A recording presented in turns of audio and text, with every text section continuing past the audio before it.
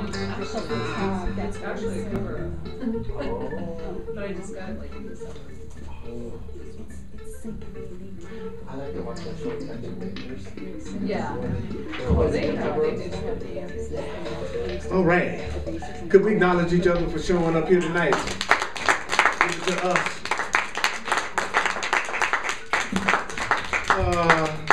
So let's just take a breath a minute. We're going to do a little short centering meditation so we can kind of let go of the day.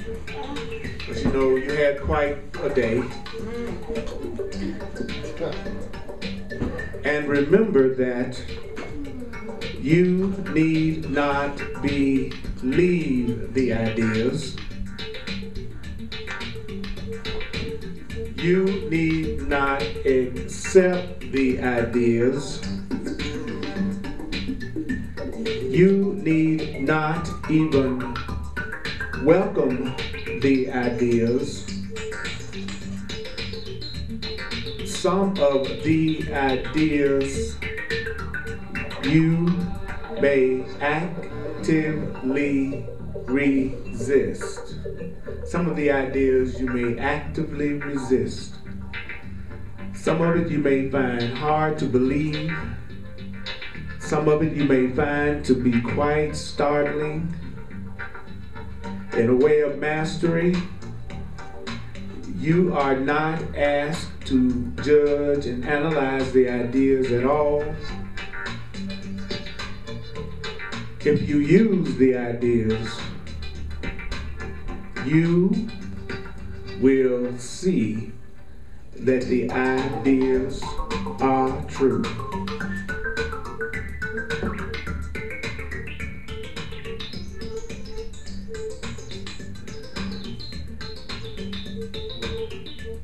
So let your primary perception, let your primary guiding light in your mind, let your primary guiding light in your third dimensional experience be this. Ask yourself this question.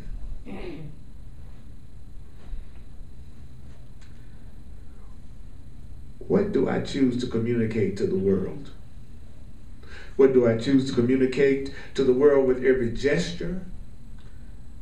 What do I choose to communicate to the world with every breath?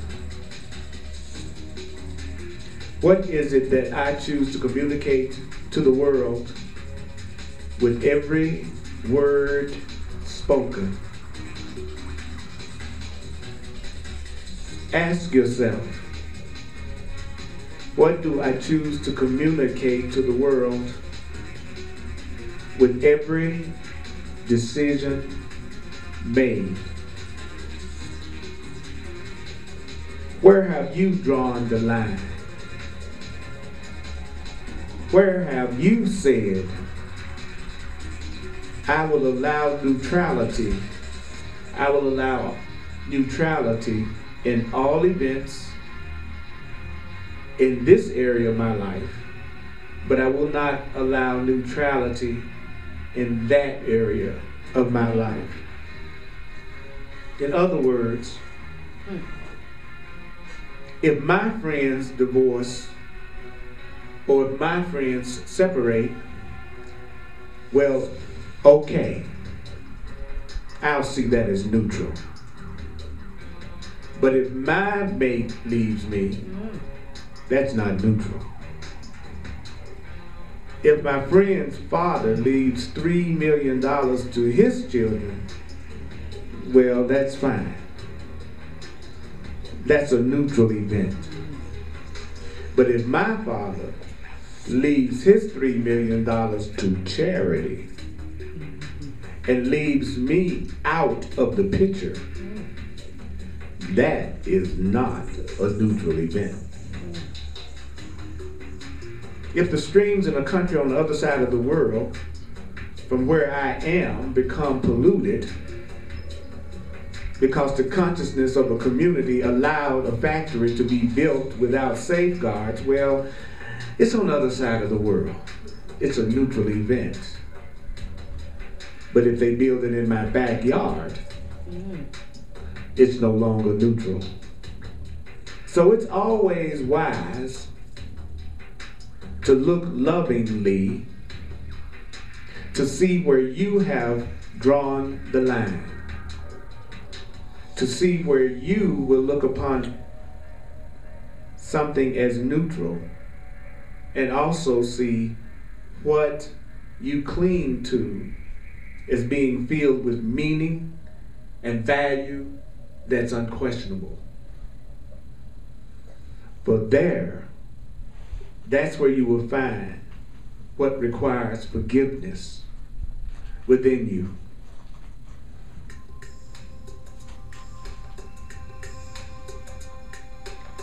We have shared with you that mastery is a state of fearlessness. I say mastery is a state of fearlessness. Mastery is a state of fearlessness. When you place a value upon something, and then become adamant that that value exists in the event or the object outside of you, you have secured your place in fear.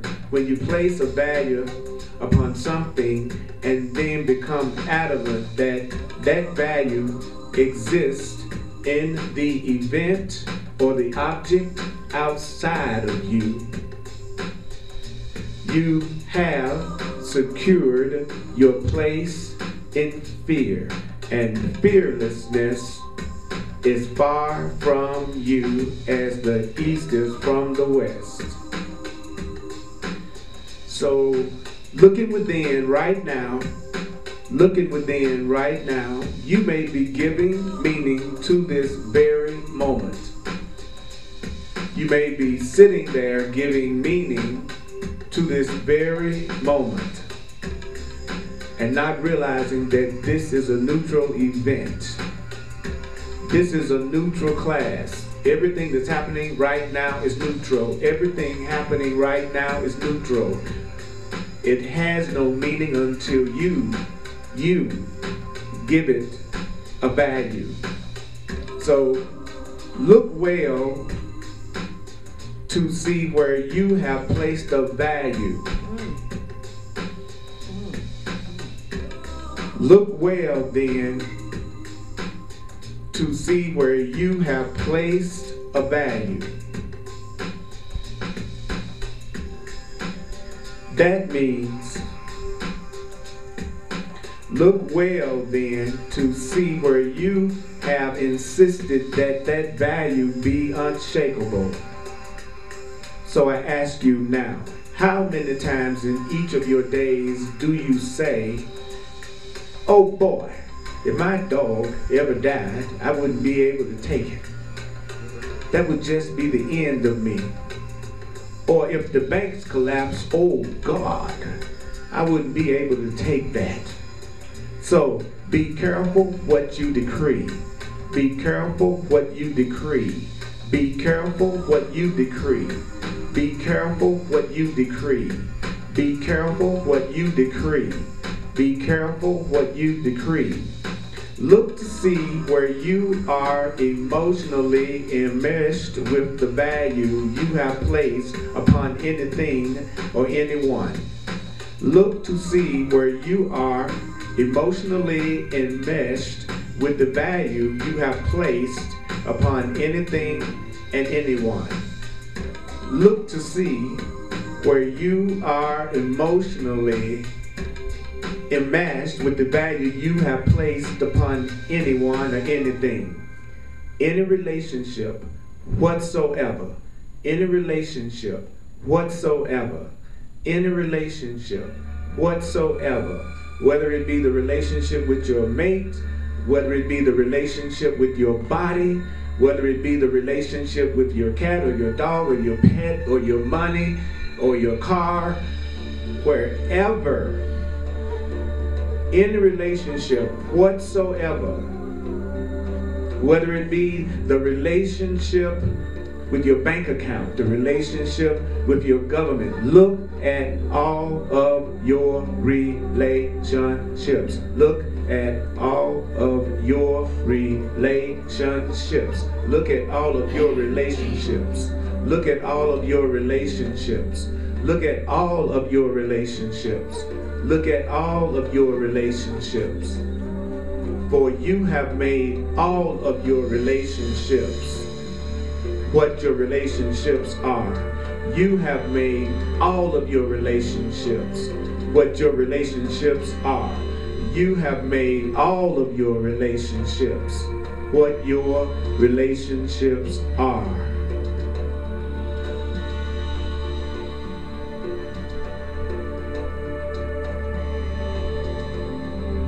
Where can freedom be experienced? Except within a consciousness. Where can freedom be experienced?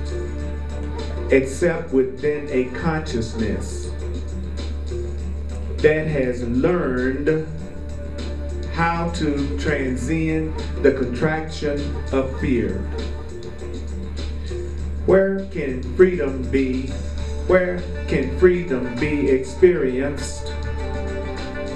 Except within a consciousness. Where can freedom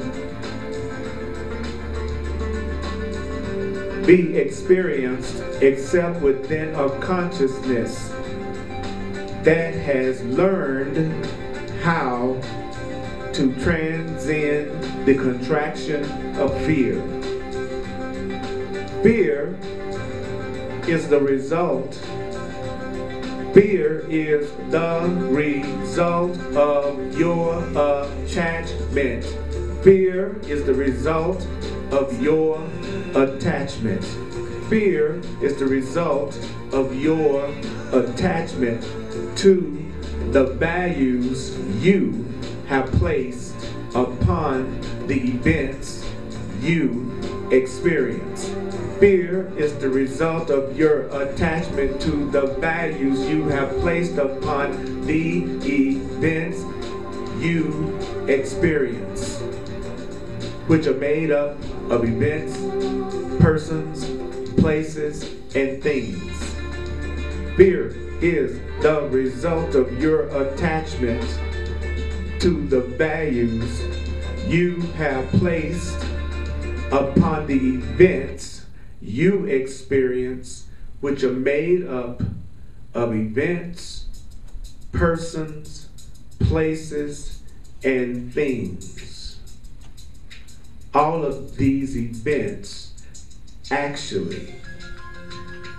all of these are actually just events.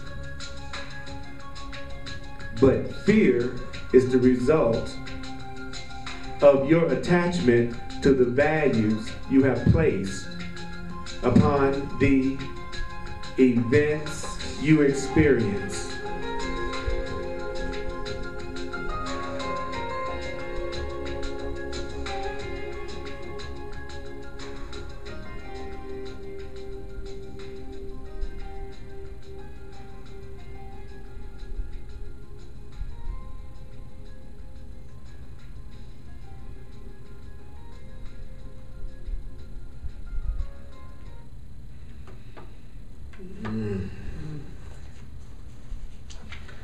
So we're going to be, if you got the Way of Mastery book, we're going to be on page 109.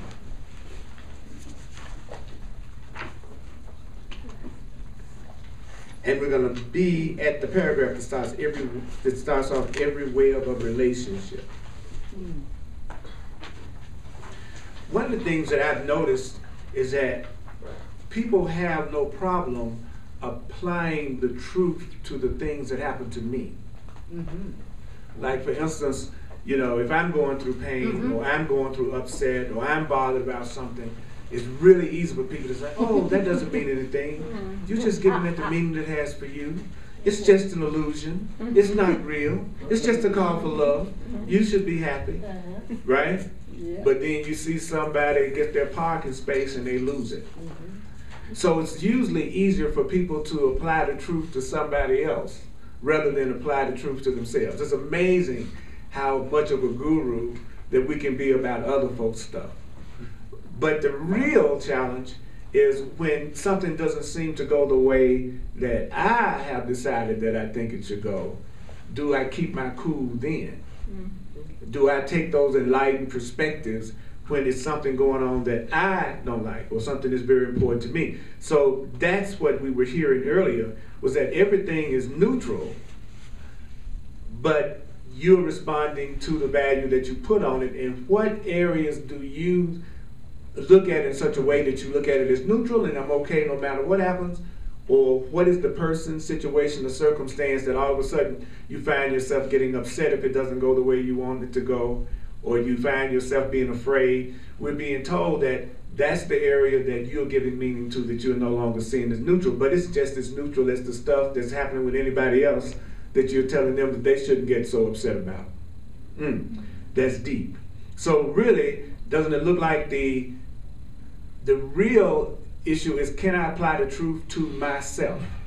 Can I apply the truth to my experience as opposed to just trying to apply it to what somebody else is going to? So today, how many times today have you felt upset about something or less than peace about something? Today? A lot. A lot. Okay, so based on what we just heard, what does that mean? That means I can't apply this to myself. Which means that you took a neutral event and you gave it a meaning that upset you. Right? Is that right? Okay. So was it the event that upset you, or was it the meaning that you gave it that upset you? Okay, so that means that however I feel about something, it has nothing to do with that thing. That thing is neutral. But what's really going on is the interpretation that I'm giving that event. So it's saying in the very next paragraph, every way of a relationship comes to you perfectly neutral. So every relationship comes to me neutral. Then I decree it by naming it and defining it. And when one comes to you in anger and then you react to one coming to you in anger, then recognize that you first decided that they are angry. When someone comes to you in anger and you react, the way a master says, recognize that you first decided that they are angry.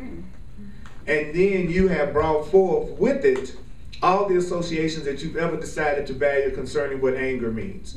So first I say you are angry, and then I bring all the associations that I've ever decided to value concerning what anger means. Then it says, yet in that very moment, you hold the power to witness this field of energy circulating through the body and mind and the speech of another, and you really see it as a dance of energy, a mystery arising from some unseen source and web of relationships. In other words, you could look upon it with curiosity and with a wonder if you defined it differently. So instead of me reacting to somebody's anger, I could look at it with curiosity and wonder if I just defined it differently, and really understands that what I'm really looking at is a field of energy circulating through that person's body, through that person's mind, and through that person's speech. What I'm calling anger is just a field of energy circulating through the body and mind of that person, and then I'm turning around and calling it anger, or whatever I'm calling it, and really it's just a dance of energy. It's really just a mystery coming from some unseen source. Remember last week when we were told, which I thought was really deep, that all we're ever looking at is a field of energy arising from the mystery that's called Earth. Because what Spirit is trying to do is get us back to the point that we understand we don't really know what this is. All we know is the definitions and descriptions that we've learned about it ever since we were born. But the truth is, he says, all we're really looking at is a field. Like right now, when we're looking around the room, he says, all you're really looking at is a field of energy coming from a mystery you call Earth. And then you give it the meanings that you give it and the values that you give it, because that's why I might not mean as much to you as somebody else does to you. It's simply because I don't have as much meaning to you as the other person has for you, but I'm just a field of energy arising from this mystery called Earth, and they're just a field of energy arising from this mystery called Earth. But this person means more to me than you do. Why? Because of the meaning that I've given to that neutral energy. So I meet somebody, essentially a neutral energy, and then I give them meaning based on what it is I value and what it is I want. And so what I really should do, of course, the way a master is saying, is really look at it with curiosity and with wonder if I just defined it differently. So if I looked at all of you as a mystery, instead of feeling like I already got you figured out and already got you labeled and I already have you categorized, I could have a completely different experience of everybody in here. But we come in already thinking we know, because the Course in Miracles teaches that the reason why adults judge so much is that adults are trying to convince themselves that they know what's going on. So the way you convince yourself that you know what's going on is you give what's happening in front of you your meaning so that you can feel like you know what's happening. But all you're really seeing is your meaning and not necessarily what's happening. So if I could realize that, I could have a brand new experience of every single thing and everybody in my life right now, and I could have an experience, he says, of curiosity and wonder. Like, for instance, if you've been in a relationship with someone for a long time, you may notice they never ask you very much about how you're feeling, what's going on with you right now, where you're at today, because they assume after a certain period of time that they understand you or they know who you are. And so at that point, you are judged, labeled, and categorized, and you're no longer a mystery. And since you're no longer a mystery, you all don't continue to give each other exciting experiences of each other because you think you know. Like, I think I know my children. I think I know my friends. So they always give me the experience that I am creating with them because of the meaning that I'm giving them, because the energy is neutral, and then the energy reflects back to me the definition that I'm giving it. So I'm creating my reality every minute of the day by the descriptions and the meanings that I'm giving to everything around me. So before I go any further, any questions, any comments about what this is saying and what we said so far? Yes. Thank you for giving me another way to look at my kids. When I look at them now, I'm gonna look at them as a field of energy, and I'm sure that I'll have a different experience. I forgot to apply it to them in that way. I'm gonna do that. Yeah, you know your children. You see what I'm saying? Yeah. So it's really important to look at them, because the truth of it is that's what we are. Mm-hmm. We literally are a field of energy. But I love how the way a master said we are a field of energy arising from the mystery called Earth. You know, because it's a mystery too. So thank you. Yeah, especially with the people that you had the most special relationships with are actually the ones you have to be careful that you make sure that you allow them to continue to be a mystery. That's what happens in relationships that blow us with relationships. We take the mystery out. And we want to join with our fantasies in uninterrupted bliss, right? So I got a fantasy about you, and I'm really trying to join with my fantasy in uninterrupted bliss. So I really don't want you to say too much or bring too much of you into it, because that might interfere with the fantasy that I'm having, right? So the Course in Miracles says a lot of times we're not in relationships with people who are there. We're just in relationships with our fantasy, and so it's important to find out, well, who are you? What do you want? You know, where are you coming from? Yeah, Chris? So I am really glad that you said that about the mystery, energy arising out of mystery, because like for me, like I've done that with you, like I've like given you the label minister, and then I've like observed you do stuff, and then I get tripped out. I'm like, whoa! But then I'm recognizing that that's my judgment and my label that I've given you, instead of being like, well, he's not a minister. He's a field of energy arising out of mystery. Thank you.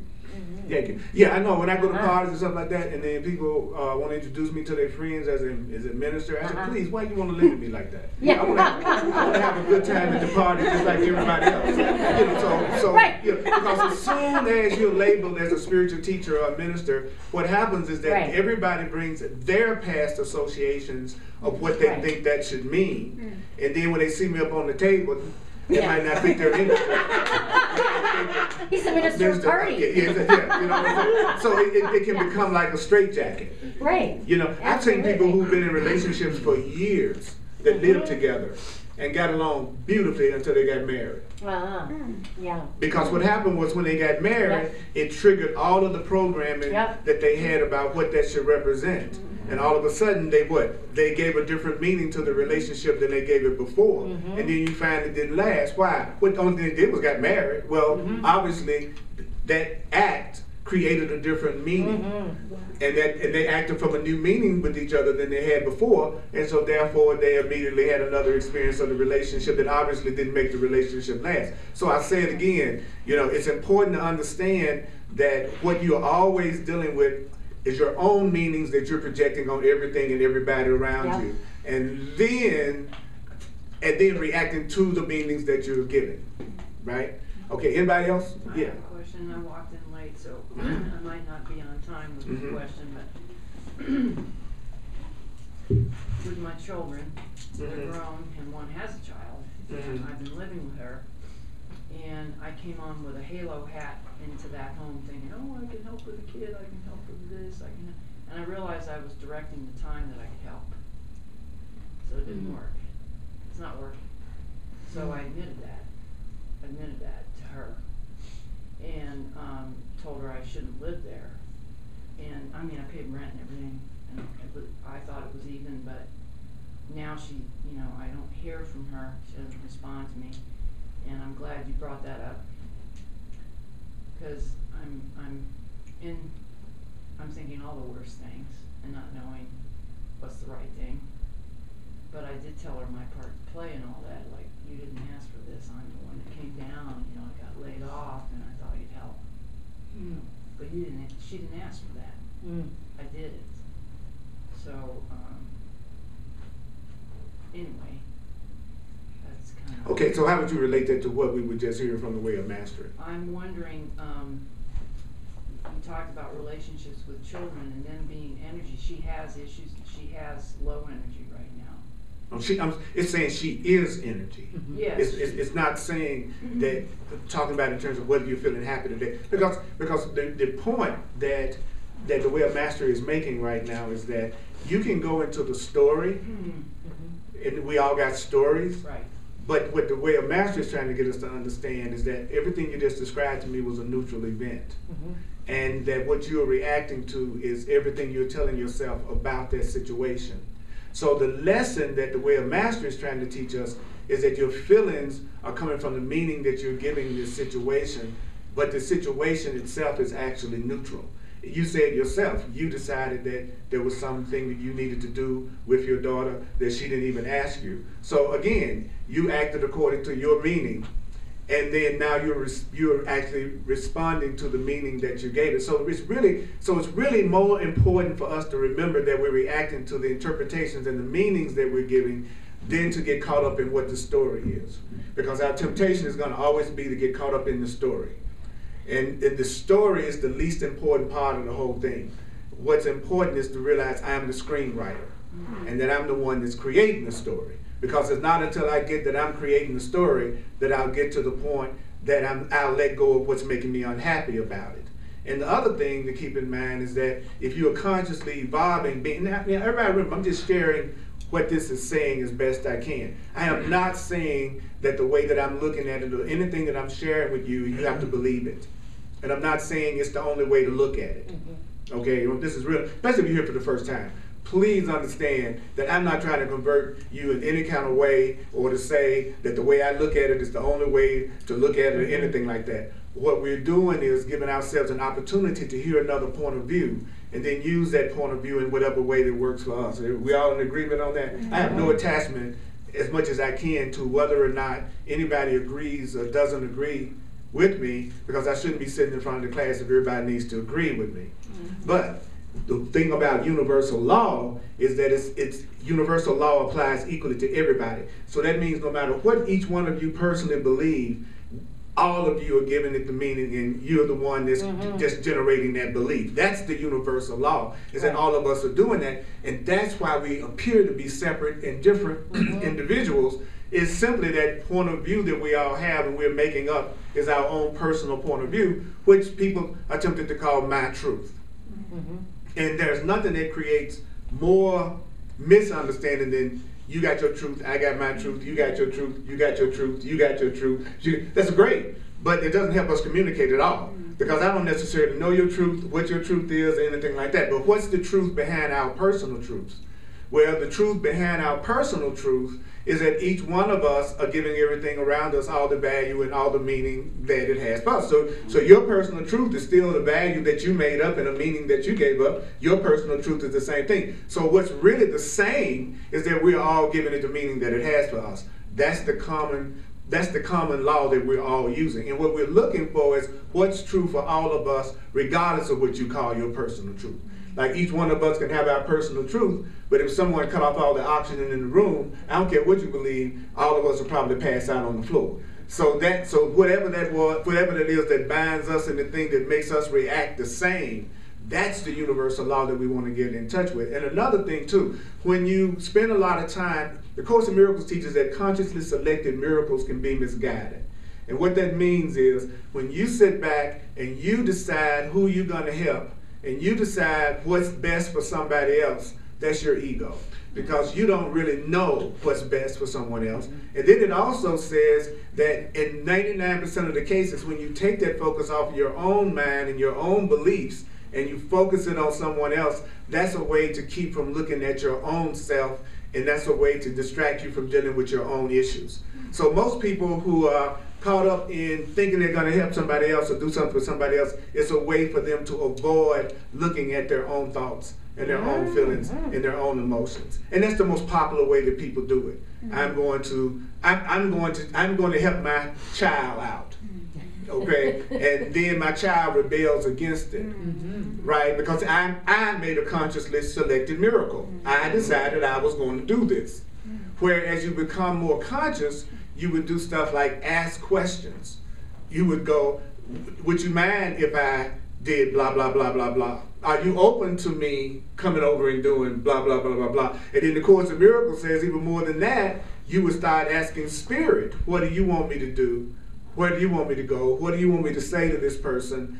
And who do you want me to say it to? In other words, if you're beginning to wake up, then an awakening being is always turning to a wisdom greater than its own, asking for guidance. A consciousness that's asleep is always thinking that they know what's best for everybody based on their own limited perception of reality, which is all we actually have, is a limited perception of reality. So the more you wake up, the more you know you don't know. The more asleep you are, the more you think you know what's best for everyone. So as you wake up, you'll be asking more questions like, what do you want me to do? Spirit, where do you want me to go? What do you want me to say? And then you can take it another level. If you have a spiritual practice and you study spiritual truth, whatever your particular path is, then you would start using the interpretations and the meanings that it's teaching you to use on the situation and not necessarily yours anyway. Like when I'm looking at a situation, I'm trying to use, if this is my spiritual path, I would go, well, what would the way of mastery say about how I should be dealing in relationships right now? What would the Course in Miracles, if I say this is my spiritual path, whatever your spiritual path is. So if I have a spiritual path, then really I'm using the meanings that my spiritual path is teaching me more so than the meanings that I'm making up. Okay, so it's a difference between trying to get an answer to a situation and an issue that's going on in your life and asking yourself, what is the real situation that's coming up? What is the universal law that I need to be using in this situation to bring me peace? What does the way of mastery say? So I'm mad right now. What does that mean? Well, we just heard, well, if you're angry, then what you've done is defined a field of energy that's totally neutral, and you've defined it as something that's making you mad. And then it goes even further to say anger is nothing but something not acting out your script. So whenever a person's mad, they're just angry because however they think it should be, it's not going that way. So all anger is basically somebody's not acting out my script. And the Course in Miracles says it's also my attempt to make someone feel guilty.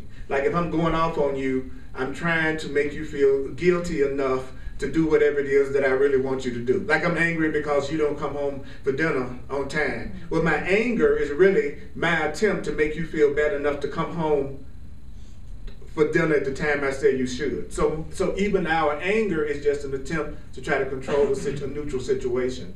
And usually control that situation in a way that I get my fantasy fulfilled, which is you being home at 6:30 to have the dinner that I want you to eat. So it's really, tell the truth, it's really about me. It's not about you. And once you begin to see that that's true of 90% of the people that you see, then it becomes very difficult for anybody to continue to be able to manipulate you, because you understand the mechanics of the ego and what's really going on, which is that they're trying to guilt trip you in most cases into doing whatever it is they want.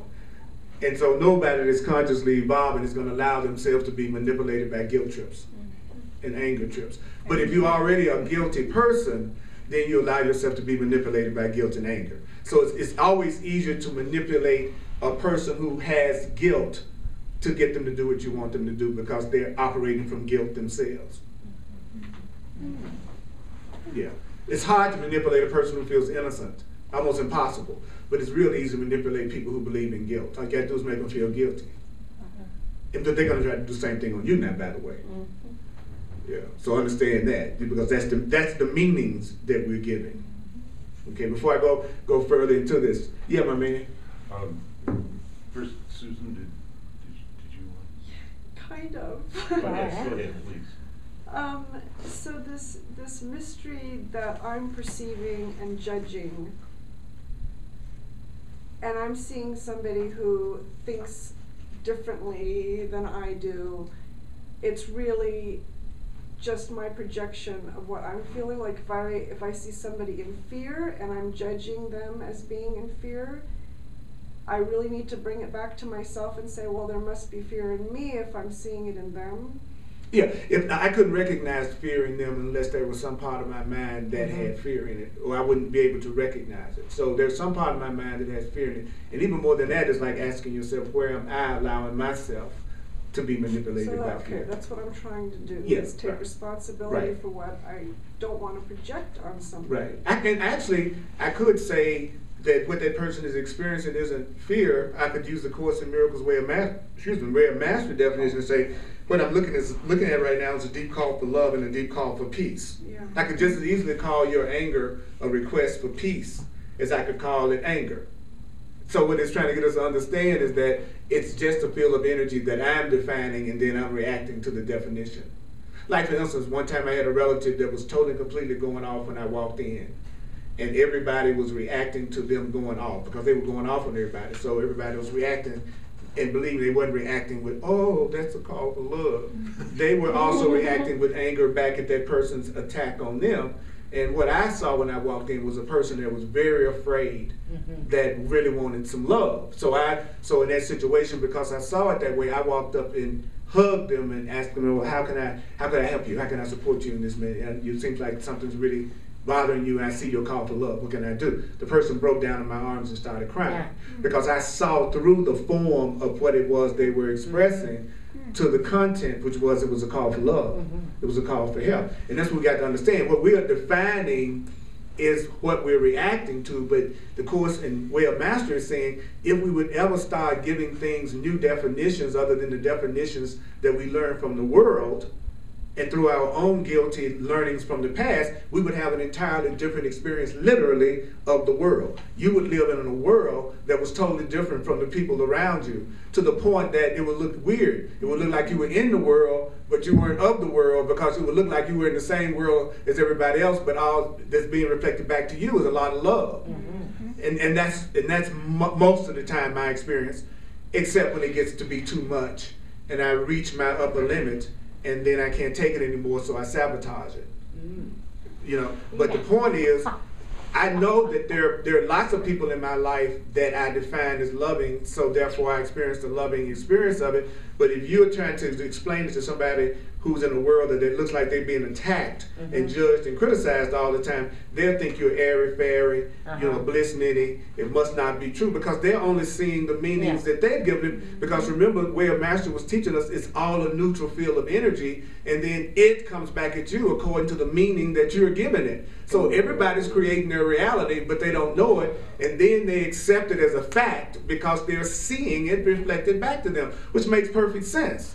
You know, I'm going to think people don't like me if it looks like they're mistreating me, but I don't understand that they're mistreating me because of the definitions that I'm giving to them. So how do you best show up with somebody like that? Somebody like what? Somebody who is taking their experience and creating their reality based in fear. Well, you remember the truth for them. You remember that they're the one that's creating the meaning that they're giving you to can't it. tell them that. So You would ask Spirit whether or not that would be something you would tell them. Because what we're trying to learn how to do is to start asking for guidance. You're right? Because if I ask, then I'll get an answer about what to do. But don't forget that we were also told if you're going to give a gift, you can't be attached to the outcome. That you can't give the gift and then be insisting that that person respond the way you wanted them to respond because you were trying to help them. And that's the other error, see, that we make, is that we say, I'm going to give you a gift, but I'm concerned about whether or not you use it and whether or not you respond the way that I want you to respond, like just what you were just saying. You know, I want to give that gift of helping my daughter, but then I'm upset because I didn't get the response back that I wanted to get from that. So a truly given gift is a gift that you're giving without being personally attached to how the person uses it, when the person uses it, and whether or not they react. Because the Course teaches that if you're concerned about how they're going to respond to the gift, you're actually imprisoning them with the gift that you say you're giving them, right? Because now I'm defining how you should react to it. So I really didn't give you a gift, I really gave you imprisonment. It's like somebody inviting you over for dinner all the time, and you didn't ask them to invite you over to dinner, and you were happy to be invited over to dinner, and then before long they said something to you like, I always invite you over to dinner, but you never invite me. See, that wasn't a gift. You know, if it was a true gift, then your joy was in inviting me to come over for dinner. Right. But if now you're counting how many times you've invited me and how many times I've invited you, then it wasn't a gift. Right. It was imprisonment. That's why when people, I don't know about you sometimes, but when people do a whole lot for you, sometimes you get to the point that you start to feel uneasy because you can sense that, oh my God, at some point, they're gonna want payback for this, and then you start to get a little uneasy about that. So again, the way that I learned in the world is that all relationships are basically bargains. So therefore, I did this for you, so you got to do this for me now. Because A Course in Miracles teaches that what we call relationships are usually bargains made with guilt. You know, I got this bargain, and then I'm gonna make you feel guilty if you don't do it exactly like I want you to do it. But a truly given gift is given freely without any conditions on it. So we're learning the difference between true giving and bargaining. And we've been taught to think that bargaining is actually giving. And so the part of us that learn that gets affronted and doesn't really want to hear this. That's why I always joke with people.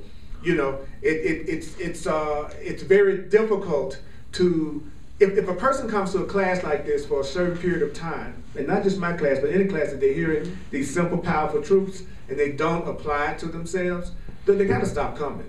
Because you'll get to the point that either you have to start using what you're hearing, or you have to get away from it because it becomes a burden to get a lot of truth that you don't use.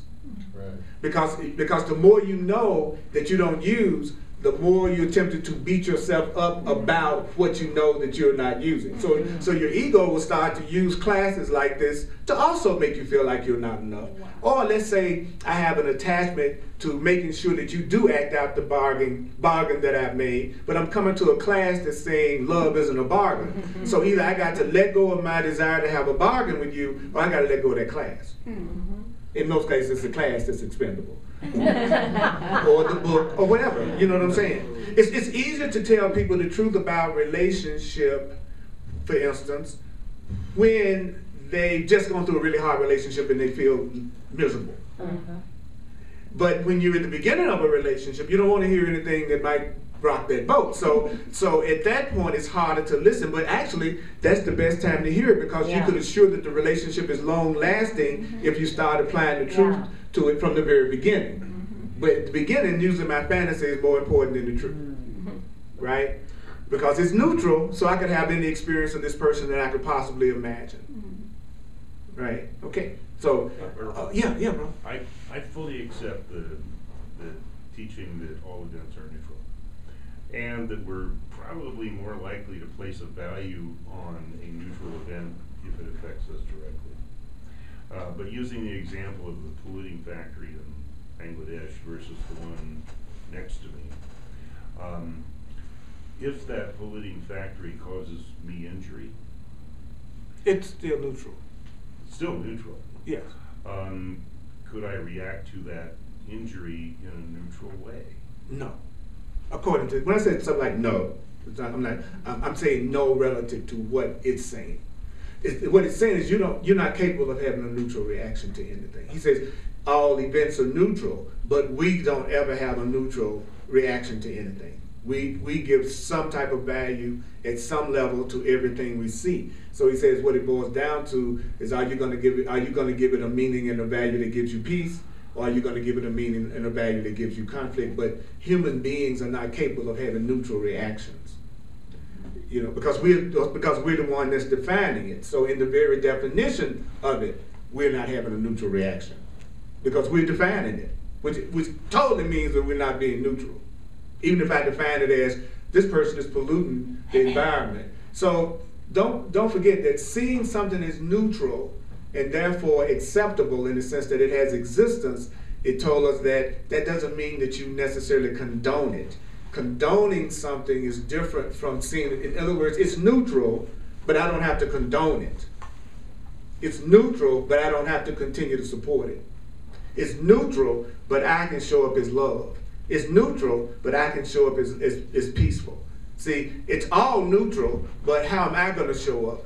That's the issue, because that's the secret of happiness. And that's what our ego mind is most defensive about, is to really get, and this is the hardest thing of all, to get that there literally is nothing outside of you that's determining how you feel. Absolutely nothing outside of us is determining how we feel. Period. No matter how justified we get, no matter how angry we get, no matter how happy we get, if we were to understand that we're the one that's defining it and therefore experiencing the result of our definition, then we really have learned the secret of happiness. That's what's to me, that's what's so cool about it, is that if I'm the one that's giving it the meaning and then I'm reacting to the meaning, then I can give it a meaning that creates peace, then that's the secret of happiness. So instead of me spending a lot of time arguing with that premise, what I would be trying to do is, how can I learn the meanings to use and the descriptions to use that will keep me in a peaceful, loving place? But the ego mind, the part that thinks it's separate, it always wants to direct our attention outside of ourselves as being what's going to make us happy, because that's the guarantee that you'll never have complete peace in your life. It's a guarantee. You know, because then I'm giving my power completely away. It's like we've all heard this in some form or fashion, but at what point do we actually start applying it to the situations that our experience is the key? You know, because you talk to the average person, they always say, I know happiness isn't outside of me. Like you can talk to almost anybody and they say, that's right, true happiness comes from within. But how many people do you actually know that live like that's true? Really, for real. The same person to tell you the true happiness that comes from within is the same person that's upset because you didn't remember their birthday. Exact same person. Yeah. The exact same person, which means, oh, okay, if true happiness comes from within, then why does it make any difference to you whether or not I remembered your birthday? So the Course in Miracles teaches that there are like always two of us. There's the part of us that knows the truth, and then there's this other part the Course says, and this, frankly, this is totally insane. You know, that operates from victim consciousness, and then there's the other part of us that operates from responsibility consciousness. And everybody's got those two sides. And you see whichever side that you are defining. That's what's really deep about it. I'm seeing whatever side of you that I define.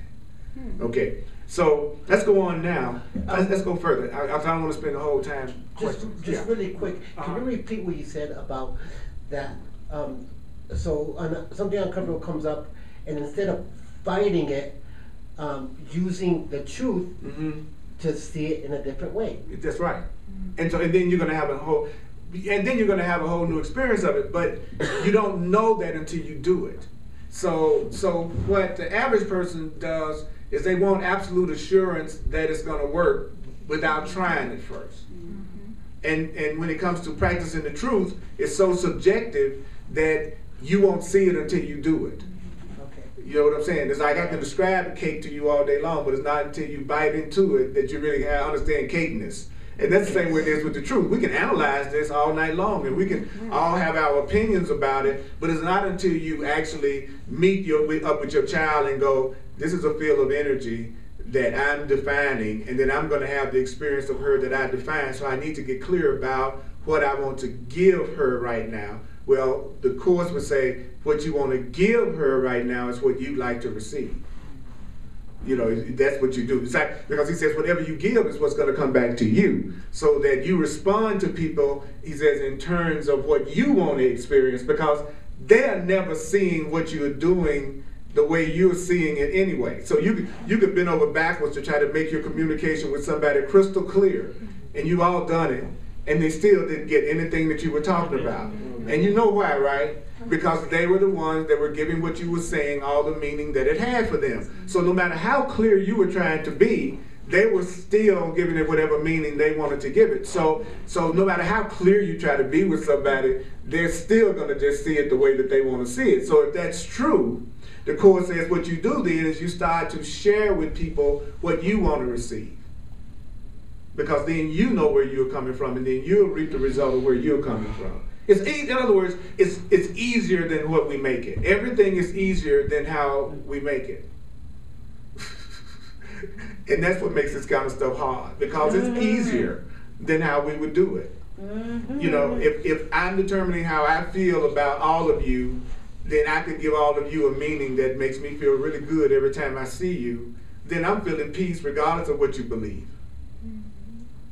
But this is not the way the average person does it, right? What they do is they come in the room and they go, I want you to behave in such a way that makes me happy. I want you to behave in a way that makes me happy. I want you to behave in a way. So we set up that everybody has to behave in a way that makes us happy, which is impossible, right? Because you can't control people like that. And that's the hard way. The easy way would be for me to give you all the meaning that brings me joy. Because you have no control over that. No matter how everybody in this room feels about me, it doesn't have anything to do with how I feel about you. It doesn't have to have any effect on how I feel about you. At all. You know. But the average person is going, I want to control how you feel about me. And no, what I want to control is how I feel about you. That's the part I want to control, because that's going to determine how I feel when I'm around you. And if I want to feel guilty, I'm going to give you a meaning that makes me feel that way. See, I could say I wasn't there when my children were growing up because I was separated from my wife at that time and they were living with her. Or I could say the fact that I was not around my kids every day on a physical level was what they needed for their soul development in order to realize the truth about themselves. And so that's the end of my guilt. See what I'm saying? It was a neutral event. What was the truth of it? I wasn't physically able to be with my children every day. Boom! That was the truth of that illusion, right? But in the end, it's how I define it's going to turn whether I feel like a guilty dad or whether I feel like an innocent dad. It's how I choose to look at it. And I'm under control. I have control of that, how I'm going to look at it. And I'm going to see them in a way that makes me feel guilty. If I want to feel guilty, then I'm going to say I really wasn't there and I should have been there more and I didn't do what I should have done and blah, blah, blah, blah, blah, blah, blah. I'm going to come up with that story. Or I can say we're both unlimited spiritual beings that choose our experience and everything that we're going through is for our own best interest and is teaching us some lesson at a soul level that we all need to learn. Now, which one of those perspectives are going to create the most peace? Well, I'm going to choose the perspective that validates how I want to feel about myself. So if I want to feel bad, then I'm going to focus in on how I wasn't there. If I want to feel peace, then I'm going to look at it like it was for their own best interest for me not to be there. That they learned some particular lesson by me not being there that was necessary for their soul growth. I can look at it like my father had an alcohol problem, so therefore I'm poor me. That's why I have problems with my relationship today, because my father wasn't there. Or I could say that was something that I created from a soul level in order for me to develop some abilities that I could only develop if my father was that way. You see what I mean? In the end, it's going to be how I want to see it, and how I want to see it is going to be based on how I want to feel about myself. Just like if you want to feel good about yourself, you know the friends to call. And if you want to feel judged and condemned, you know the friends to call. You know the relatives to call when you want to be opposed. And you know, it's like people will come to a metaphysical spiritual class that's saying alternative things that's totally different from the world, and then they'll go try to talk to their fundamentalist Baptist friends about it. Well, then it's obvious that they're looking to get some type of guilt or opposition from that. It's depending on whether you join with somebody who's going to reinforce what you believe, or somebody who wants to oppose it. I'm sorry, it really is this simple. So then it becomes my responsibility how I feel. And that's what the ego doesn't want. It doesn't want you to take responsibility for how you feel. It wants to hold the other person responsible for how you feel. And that's the way we used to be. And in some ways, we're still that way. So then when we see other people who are like that, that's where forgiveness comes in, because you're only seeing your own past. So why am I going to condemn you for being the way that I've been and sometimes still am? Then that's where forgiveness comes in. It comes from me seeing you as the same as me, not seeing you as different from me because I'm superior to you. I'm more conscious. Okay. All right. So let's see here. So in other words, I'm telling y'all freaking innocent. I'm sorry that's depressing, but that's the truth is you deserve to be loved, and I know it makes everybody jump up and down and shout with joy when I say that we have power and that we're innocent, but actually it makes me the most suspicious person of all. I'm the one that would be the most suspicious, because I'm actually saying you deserve to be happy. Isn't it weird? Yeah. That the person who would say you deserve love is the one I'm suspicious of, and the people who said I'm condemned, judged, and sinful and bad, those are the ones that we go, yeah, I'm really into that. You know, mega churches, 20,000 people who are here that they're sinful and guilty. Because if you believe that about yourself, and I tell you that, then it's going to look to you like I'm telling you the truth, and you can trust me because that's how you already feel about yourself anyway. So if you feel like you're not enough and you're worthless and nobody can really love you, then I say you're sinful and you're guilty and you're condemned, then you're going to say I'm the teacher that you can trust. But if you don't believe that you're valuable and you don't believe that you're loved, and then I say you are valuable and you are loved, then you're going to say, well, he's just trying to get my money. You're going to come up with a judgment because what I'm saying is opposite to what you believe about yourself. That's why it's hard to love somebody in a special relationship who doesn't love themselves.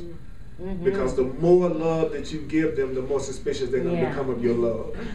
That's what's so weird about it. Isn't that crazy? But that's exactly the way it is. And the more you mistreat them, the more they'll be attached to you. Which explains why people can sometimes not let go of relationships that they're abused in. Because the person is treating them the way they believe they deserve to be treated. But if I think I value myself, and then somebody's treating me like I'm valuable, then I'll really be appreciating that person and really loving that person, because they're witnessing back to me what I already believe about myself, which is that I do deserve this kind of love, and I do deserve this kind of relationship. All right. So it says in the next paragraph, so if you look upon it with curiosity and with wonder, if you define it differently, it says this is true for all things that arise, even the great diseases. Check this out. Even the great diseases that seem to threaten the life of the body can be looked at with complete neutrality. Notice that you can walk up to somebody and you could say, I have a very bad cold, and people go, oh yeah, right, I can understand that, you got a very bad cold, I hope you'll be okay. And you walk up to a person and say, I have herpes. It's an entirely different reaction.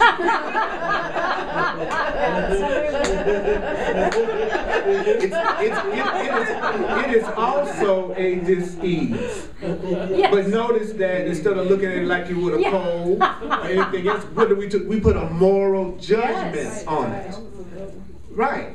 You know, and that's what he's saying. It's neutral too. It's just as neutral as the cold is. But that's not the way we react to it. You know, I've met people that have that can have that form of call for love. And the hardest part about that is telling someone. Because all of a sudden, nobody judges you for catching a cold. You know what I'm saying? And so my point is, this is what he's saying. It's completely neutral too. But if you define them in a specific way, you will call to yourself the fear of that event, which comes with all of the associations you've learned from the world and from your own experience. And that's what we're saying. You hear herpes, and then all of your associations that you have learned from that, which that person is just as innocent as the person who has the measles. Just as innocent. But where is most of our guilt and sin operating around? Sexuality. It's interesting how much meaning we give sex. Right? So he says the message of this lesson is simple, but it's very important. It builds on all that we have shared previously with you. You are a creator, and you cannot help but create. So that means that whether the person believes this or not, that still doesn't stop them from constantly creating their reality every day. So the most asleep people you know, they're still creating their experience. In other words, it's not like I create my own reality started to operate when I learned it. You've been doing it since you were here, since you were a child. You've always been quiet because you've always been defining and giving meanings to everything around you since you were a kid. So the only difference is we're becoming conscious of it, so now we can allow ourselves to create a reality that's full of joy and happiness for ourselves because we're no longer looking for somebody else to do it. So he says, the question then is, what will you create in each moment? So the real question is, what will you create in each moment? Now, I'm going to throw this out to the group. What have you heard so far that you find by the reaction of your body that you have the greatest resistance to? Has anybody heard any statement that they found themselves feeling resistance to?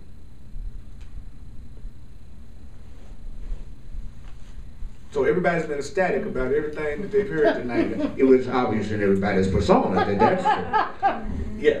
The volume of attack thoughts I have. The volume of attack thoughts. Yeah, I started doing the lessons, and then my awareness of how much stuff I got going on. Thank you. Yeah, because if my thoughts create my reality, and I'm in a reality that really sucks in some ways, then it's hard for me to accept the fact that I'm the one that's creating it. So many people don't get excited about the idea that they're creating their reality because they're in a reality that they really don't enjoy. And so it's hard for them to want to accept the idea that I'm the one that's doing that. You know, that's why initially when you teach metaphysical truth, that's why you get so much resistance. Because if my thoughts create my reality, and I know I'm full of a lot of negative thoughts, then that makes me afraid about what I'm going to create for myself. So I don't want to hear that my thoughts are creating my reality when I know my thoughts are crappy. You know what I'm saying? So if I'm not a person who's thinking very positive, loving thoughts, I don't want to believe that my thoughts are powerful. I want to believe my thoughts have no power because I don't want to experience the results of the way that I think. And who are the people who get excited about that idea? Usually those are the people who kind of like see themselves as really having really cool thoughts. And so they're glad to hear that those really cool thoughts are going to manifest. So that's why when you say stuff like this to the world, it doesn't fly at first. Because you try to say it to the world, so what? You trying to tell me that this is coming from me? No, it's my daddy. That's where it's coming from. It's my partner, you know. What was your resistance? More of a conflict. I feel this tension between that we create everything constantly versus this looking at everything with curiosity and wonder as if it's in our best interest. So the second part feels directionless. It feels open to anything, and I feel like the creative side needs more focus and intent. So can you resolve that conflict for me? I don't know if I can resolve that conflict for you, but the truth is that we are given focus. It's constantly giving us focus. It's saying you're here to be the presence of love. You're here to reinforce the idea of your innocence and the innocence of everyone around you. You're here to learn that you're the one that's defining it so you can have whatever it is that you want to create. So the truth is, it's given us a tremendous amount of focus. It's given us a tremendous amount of advice of how we could use that power. And if you're looking at it with wonder and curiosity, you're letting go of your judgment. And if you're letting go of your judgment, it actually could just reveal itself to you, which might be even more exciting than anything you could have come up with. See, I'm getting more and more excited by my friends now because I'm more trying to take my fantasies off of them and my judgments and say, who are you and how can I support you in being you, rather than how can I try to get you to do my fantasy. It's just, as a man, it's different walking up to a woman going, I want to see who you really are and who you show up to be, than it is for me to have something I want to do with you that I'm trying to do everything in my power to get you to do it with me. That's the old paradigm. Yeah. It's like I'd see you and then I'd have a fantasy that I wanted to get acted out. So I really wasn't getting to know who you were at all. I just wanted to see my fantasy acted out. Now the problem with that is that it makes every woman that I meet exactly the same. Because if I'm giving everybody the same script, I'm going to get the same play. I don't care who I give the script to. Right? Oh yeah. Right. But if I go, I don't know who you are, I don't know who you are, who are you, who are you, who are you, who are you, what do you want, what do you want, what do you want, what do you want, what do you want, then I'm going to get a different experience of everybody in here because I'm no longer trying to get you to act out my script. I'm curious to see who you are and what you are wanting to express. And then you become more interesting. Does that make sense to everybody? Oh yeah. Yeah, yeah. So if everybody seems to be the same in your life, it's because you're giving everybody the same script, and so they're all acting out the same play for you. So try to get past your fantasy long enough to say who are you, and you know something, it'll freak people out because most people are not used to people saying what do you want. They're used to people coming to them with an agenda. So when you tell a person, well, what do you want? How do you want to express yourself? What's important to you? Wait a minute. Never thought of that. Never thought about it. What do you mean you're not trying to control me? You're asking me what I want. Well, I want to have a new experience of you, so I figured the best person to ask would be you. You know, right? Yeah, I was just going to, so when you look at something with curiosity and wonder, I think what you're saying is that means you release the form of it, and you just want peace, love, abundance, and you sort of release the need to control the form. Right. And you're curious and experiencing wonder about what that form might be. And it loosens it up by not defining it. And actually it happens faster. Yeah. Like if you say what I really want is a loving relationship, but you don't define who is supposed to be the one that gives it to you, then it can come to you through the person, it can come to you the fastest because you're not addicted to it coming through a certain form. So actually when you can let go of the form and want the content, then you can have it quicker. You know, you follow what I'm saying? If I say I want to experience the love of a woman that was really real, and I said, universe, you know who that is. I don't. Then the woman who could be using that way and I could do the same thing, then she could show up faster. But if I've decided it's you, and I'm not going to accept it from anybody but you, but the problem is you have a restraining order out on me. then that is going to slow down me because I got to get rid of her fear. I've got to try to get her to like me. And in the meantime, you could be totally and completely open to me right now, and I wouldn't even notice it because I've already decided that it should be her. And by the way, if I don't really love myself, I'm going to make sure the person I've decided on it is the person that don't want to give it to me. That's going to be the person I'm attracted to. Is the person who doesn't want to give it to me. And I'm going to find myself oddly unattracted to people who want to give it to me. They'll never turn me on. They'll never move me. And that's okay. You're innocent because we're all just giving definitions.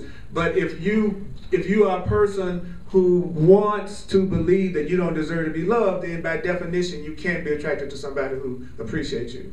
Because that would wreck your perception of yourself. So the more you love yourself, then the more you're going to want what you can have. So when you don't love yourself, the grass is always greener on the other side. When you love yourself, you want the hug you can have now. You want the date you can have now. You want the person that appreciates you now. You become really now oriented. Like who's showing up as a total yes for me now, mutually. When a person doesn't love themselves, then they can never be attracted to what's available or appreciate what's available. And they mistreat what's treating them nice and loving. And they are completely attached to the person that's rejecting them. They can't get enough of trying to make that person love them. So you're becoming more loving, so you appreciate more the friends that you have that are loving. You'll find yourself saying, wow, I appreciate you. Wow, you're awesome. Wow, I'm glad I really know you. You know, we were out jazz in the park just the other day, friends. And you could see you could literally see and feel the appreciation that we had for each other, that we were trying every way possible to let each other know how much we appreciated each other. You know, because we are loving ourselves more. So all of a sudden, you look at your friends who are loving and you go, God, I'm thankful for you in my life. And then when you don't love yourself, you're surrounded by loving people and you're saying, oh, nobody cares about me. And you're just surrounded by loving people. Oh, nobody really loves me. You know, because that's how I define what? That mysterious field of energy that's totally neutral. And then I give myself that experience. I mean, this is powerful stuff that we're studying. But it's totally doable. That's another thing it teaches, is that anything that's coming from truth is always something you can do right now. It's always something you could start practicing in this moment. But if there's something coming from your ego, it always looks like it's in the future before you can have it. Or it was in the past. You used to have it, but you don't have it anymore. So if I'm in my ego, I'll be happy after I get the degree. I'll be happy after I move somewhere else. You see what I'm saying? It's always any place other than now and where you are right now. You know, if I was sitting up here going, I can't be happy as a teacher unless I got 500 people before me and I'm on the Oprah show. Okay, or I could go, this is exactly the perfect people for me to be in front of sharing right now, and I love and appreciate you for that. And it has nothing to do with my value in terms of how many people come to a class. Because anybody that's been around me long enough knows that there's absolutely no particular routine to my classes. Which makes total sense, because the Course teaches that people are sent to you. It's not your charisma that's bringing them anyway. That's just your ego needing to think that. And so Spirit lets your ego think it's your personality that's drawing people to you, rather than the truth is Spirit is sending those people to you because there's a lesson in love that you need to learn with them. So these are the people who were sent tonight. And then next Tuesday it could be more or less. So what would that do? That would make me feel innocent about whoever showed up. And that's the way the truth works. It always makes you feel peaceful. That's how you know you're listening to the truth. You feel more peaceful.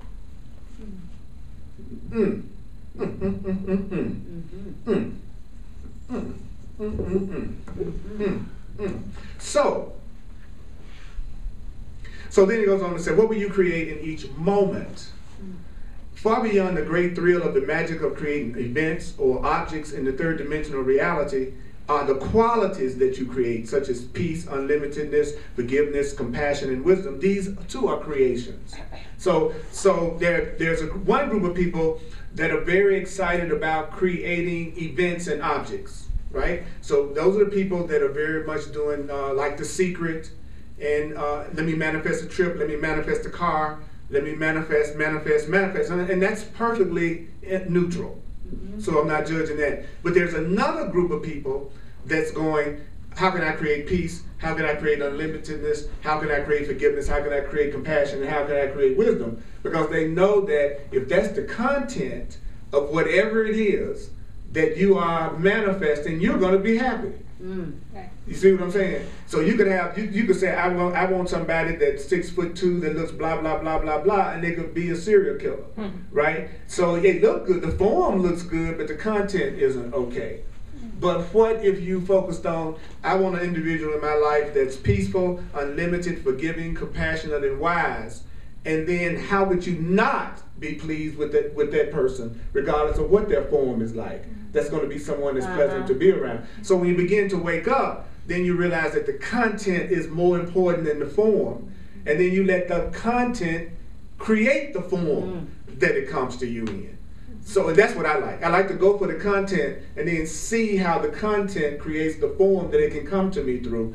The average person does just the opposite. They focus on the form and try to cram the content into it, whether that form wants to give them that content or not. Just the opposite, which is the harder way. So we're actually going for the easier path. That's what we're doing right now. So let's acknowledge ourselves for even being willing to open up tonight, to even begin to hear this. You know, because believe it or not, that was either the longest, almost 90 minutes you ever had, or it seemed to have gone pretty quick. Again, depending on what? The way you define it and the way you see it. So time isn't real either. Time is totally elastic. It's any way you want to use it. It's the way that you see it. So let's do the financial expression of appreciation right now. I appreciate you coming to these classes. I appreciate you when you don't come to the class. You're innocent either way it goes. Some nice spirit sends you in this direction. Some nice spirit sends you in other directions. And that's perfectly okay. And so I appreciate that. Those of you online, thank you for your financial expressions of appreciation. And if you want to make one, then you can go to my website, earlpurdy.com, and you can make a financial expression of appreciation there. And also I do clarity sessions where I take my knowledge of astrology and numerology and the way of mastering the Course in Miracles and all the stuff that we've studied, and I bring it to whatever the issue or situation is that you're going through in your life right now to give you another way to look at it. If you go to my website, it explains it, and I'm also available for coaching and tutoring those who really want to master the path of the way of mastery and also the path of the Course in Miracles, because you're ready now to get past any kind of fear. Sundays at 1 o'clock, the Course in Miracles class. And I'll also be speaking at the 11 o'clock service this coming Sunday also. So all that I give is given to myself. I'm sustained by the love of God. I am entitled. I'm entitled to miracles, and you're entitled to miracles also. So as a quick wrap up, any last questions or comments before we wind it down? Yeah. Well, Earl, I just wanted to make a plug for you actually, because so I went and had a clarity session with Earl like maybe a few weeks ago. Yeah. And I was listening to it again. I was listening to it last night, and wow, it's like, wow. That's all I can say. It's like, thank you. All right. know, thank you so much, Earl. Well, I appreciate well, it. you are applying what you're hearing, because no matter what comes not from me, no matter what comes through me, it's really you determining what comes through me, right?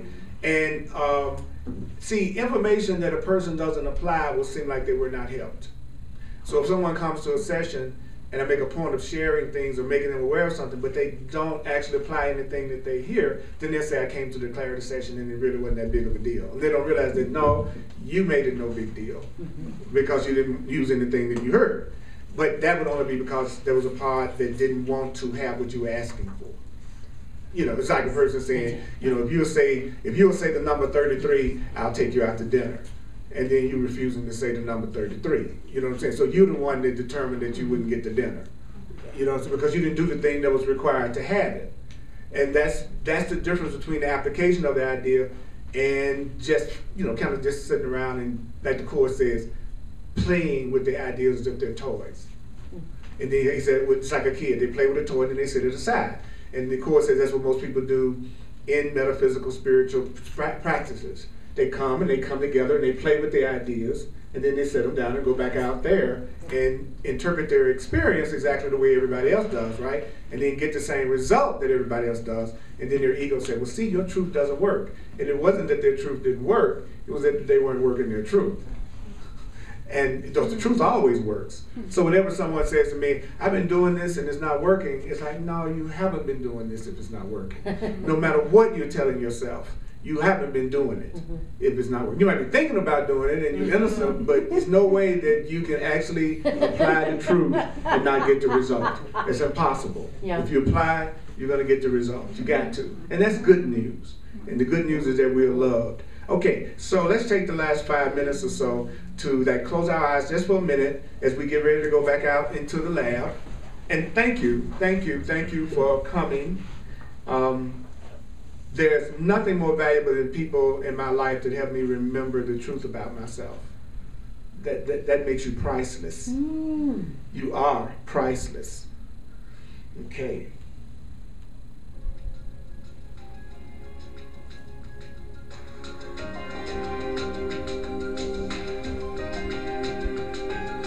Far beyond the great thrill of the magic of creating events, far beyond the great thrill of the magic of creating objects,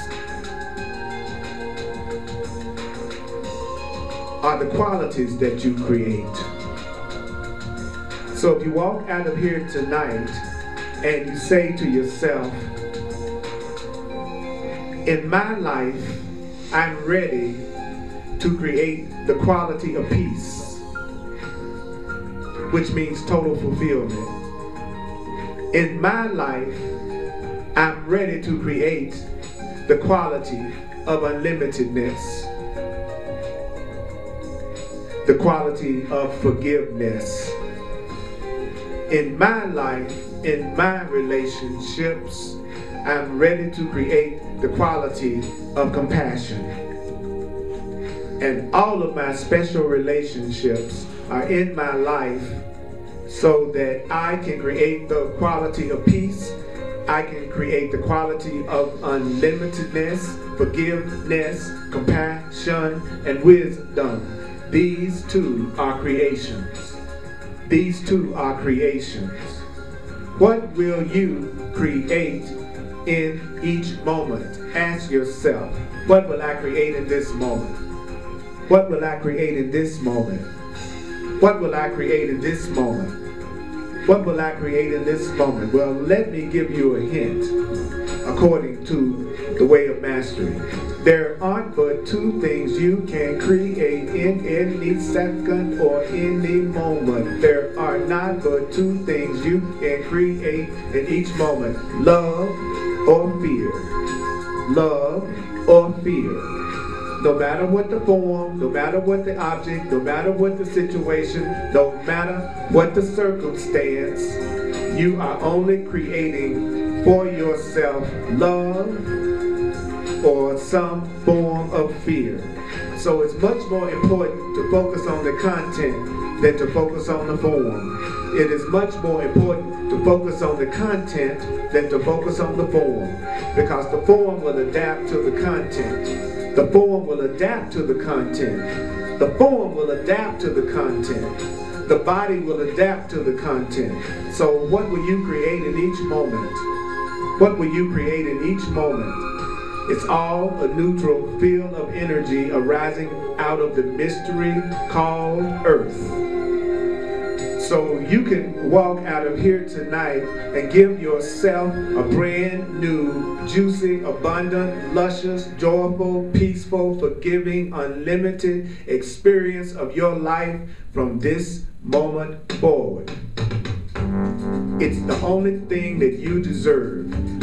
You only deserve love. You only deserve love. You only deserve love. You only deserve love. I only deserve love. You only deserve love. We only deserve love. We only deserve love. We only deserve love. We only deserve love. We only deserve love. We only deserve love. You only deserve love. You only deserve love. No matter what you think about yourself, no matter what you think about yourself, no matter what anyone else thinks about you, it doesn't matter. You only deserve love. You only deserve abundance. You only deserve love.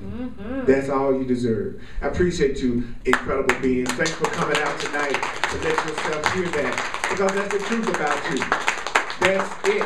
Anything in your mind that tells you anything other than that, that's your ego. That's it. That's it. Sorry, you deserve to be happy. All right.